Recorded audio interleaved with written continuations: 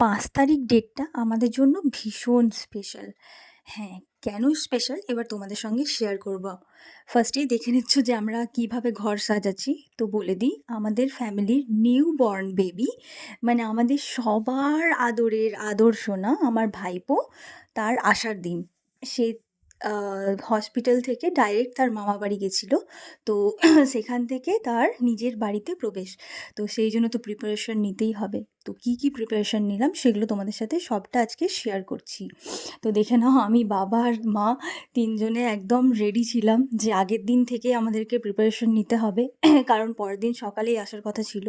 তো ওদের যেহেতু পুরোহিত মশাই বলে দিয়েছিলেন যে ১০টার মধ্যেই একদম এন্ট্রি নিয়ে নিতে হবে।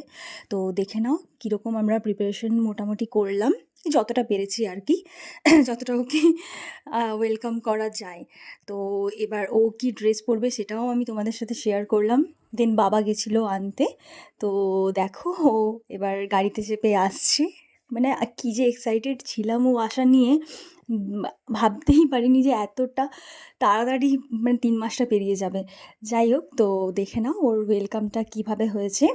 কাকিমা ওকে কোলে নিয়ে আসছিল, দেন বৌদি আমার কোলে নেয়।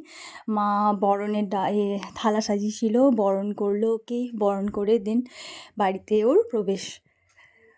উফ, কী যে মিষ্টি আমার ভাইপোটা, আমি কি বলবো, তোমরা দেখে নাও। কি কিউট ও, দেখো, ভীষণ ভীষণ ভীষণ কিউট। মানে এখন থেকেই না ও এক মানে প্রচণ্ড হাসি শিখে গেছে। এখন থেকেই ওর হাসি মুখ দেখলে যেন আমরা সব কিছু ভুলে যাই। সকাল থেকে ওকে নিয়ে সারা দিনটা কেটে যায়, সারা দিনটা। তারপর মা ওকে একটু ঠাকুর ঘরে নিয়ে আশীর্বাদ করাচ্ছিল, যেহেতু ওর প্রথম প্রবেশ। তো আর পুটুরানিকে দেখো, পুটুরানি তো ওয়েলকাম করার জন্য রেডি একদম।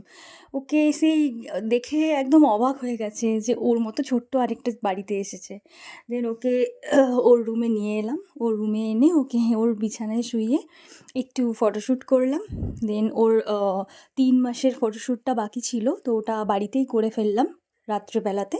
তো ভ্লগটা কেমন লাগলো আমাকে জানিও। আর আমার আদর সোনাকে সবাই আশীর্বাদ করো, ও যেন সুস্থ থাকে, ভালো থাকে। আর কমেন্টস করে জানিও যে আমার আদর সোনাকে কেমন লাগছে, আমার সাজানো ঘরটা কেমন লাগছে। তো আজকের জন্য এখানেই টাটা।